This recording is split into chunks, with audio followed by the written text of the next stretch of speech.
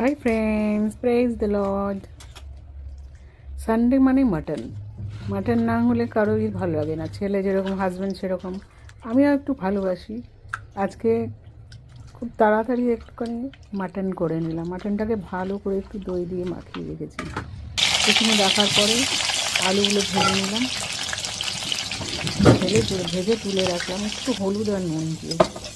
এটা আধ সিদ্ধ মতো হয়ে যায়, পরে বেশি সময় লাগে না। তারপরে তেলের উপরে দিয়ে দিলাম জিরে, তেজপাতা, তারপরে গোটা গরম মশলা আর একটু পেঁয়াজ। ভালো করে ভেজে এদিকে পেঁপেটাকে ঘষে দিতে ভুলে গেছি। মাটনে তো পেঁপে দিতেই হয়, তাহলে তাড়াতাড়ি একটু হয়। ওই জন্য একটু পেঁপে ঘষে আবার ম্যারিনেট করে কিছুক্ষণ রেখে দিয়েছিলাম।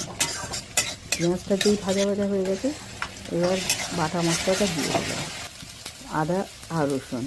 এবার লঙ্কা গুঁড়ো, হলুদ গুঁড়ো একসঙ্গে দিয়ে অল্প জল দিয়ে ভালো করে কষে নিলাম। কারণ কি, ওই একটু জল না দিলে না লেগে যায়। এরপরে দিয়ে দিলাম মাংসটাকে, দিয়ে ভালো করে আস্তে আস্তে আস্তে আস্তে কষালাম। খুব ভালো করে কষাতে হবে। আমার শ্বশুর বলতে একদম আঁচড়া গায়ের মতো রং হবে, তারপরে কষানো হবে, না হলে সেই মাটন নাকি খেতে ভালো লাগে না। কিন্তু আমার অত ধৈর্য নেই, আমি একটু শর্টে করি।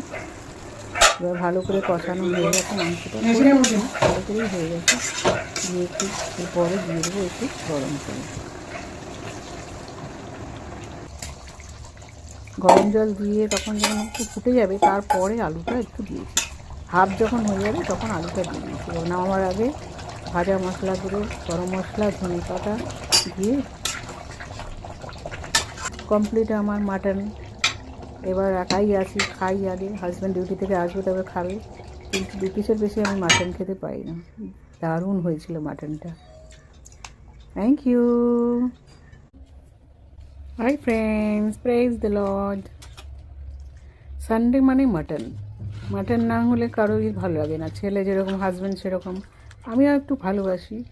আজকে খুব তাড়াতাড়ি একটুখানি মাটন করে নিলাম। মাটনটাকে ভালো করে একটু দই দিয়ে মাখিয়ে রেখেছি। কিছুক্ষণ রাখার পরে আলুগুলো ভেজে নিলাম, ভেজে তুলে রাখলাম একটু হলুদ আর নুন দিয়ে। এটা আধ সিদ্ধ মতো হয়ে যায়, পরে বেশি সময় লাগে না। তারপরে তেলের উপরে দিয়ে দিলাম জিরে, তেজপাতা, তারপরে গোটা গরম মশলা আর একটু পেঁয়াজ। ভালো করে ভেজে এদিকে পেঁপেটাকে ঘষে দিতে ভুলে গেছি। মাটনে তো পেঁপে দিতেই হয়, তাহলে তাড়াতাড়ি একটু হয়। ওই জন্য একটু পেঁপে ঘষে আবার ম্যারিনেট করে কিছুক্ষণ রেখে দিয়েছিলাম। পেঁয়াজটা যেই ভাজা ভাজা হয়ে গেছে, এবার বাটা মশলাটা দিয়ে দিলাম, আদা